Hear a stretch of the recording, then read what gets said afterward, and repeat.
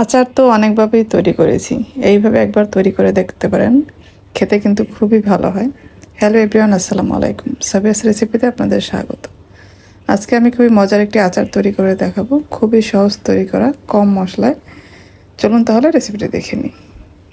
এখানে আমি 2 কেজি আম নিয়েছি। এখন আমটা আমরা কেটে নিব। এই আচারটা আমি খোসা সহ তৈরি করব, এই জন্য এটা খোসা সহই কেটে নিব।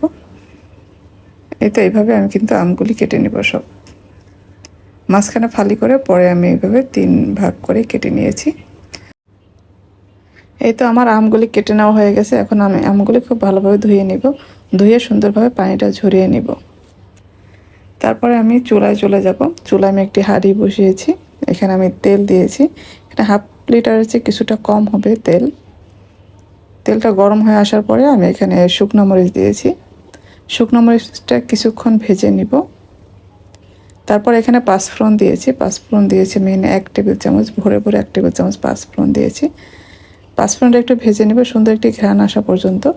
তারপর এখানে আস্ত রসুন দিয়েছি আর দিয়েছি আদা কুচি দিয়ে এখন এটাও একটু ভেজে নিতে হবে।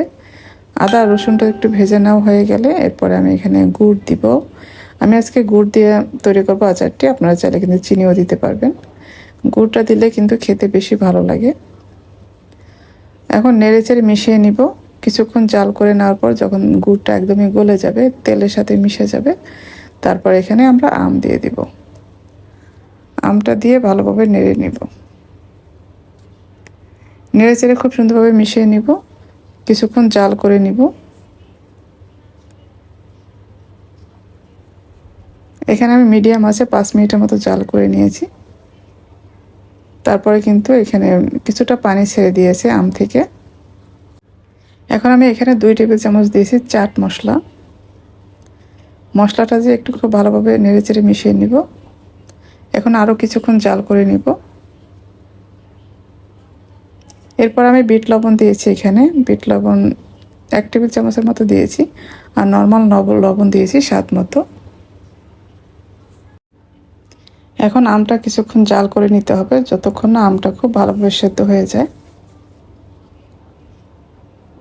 আমগুলি কিন্তু খুব ভালোভাবে সেদ্ধ হয়ে গেছে। আজকে আমি এখানে সরিষা বাটার পরিবর্তে কাসুন্দিটা দিব। এখানে আমি 1 কাপের মতো কাসুন্দি দিয়েছি। দিয়ে খুব ভালোভাবে মিশিয়ে নিব।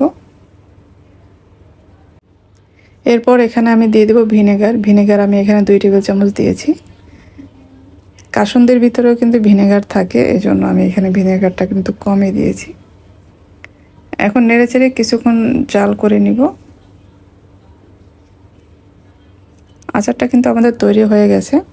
আমি এখন চুলাটা বন্ধ করে ঠান্ডা করে নিব। ঠান্ডা করে এটা কাচের বয়ামে বেশ 1 বছরের মতো কিন্তু সংরক্ষণ করা যাবে। এই তো আচারটা কিন্তু আমাদের ঠান্ডা হয়ে গেছে। আমি এখন এগুলো একটা কাচের জারে রেখে দিব। এটা নর্মাল ফ্রিজে রাখলে 1 বছর রাখা যাবে। এমনি বাইরে থাকলেও কিন্তু 2-3 মাস ভালো থাকবে। এই তো আমার তৈরি হয়ে গেল খুবই মজার আমের টক ঝাল মিষ্টি আচার।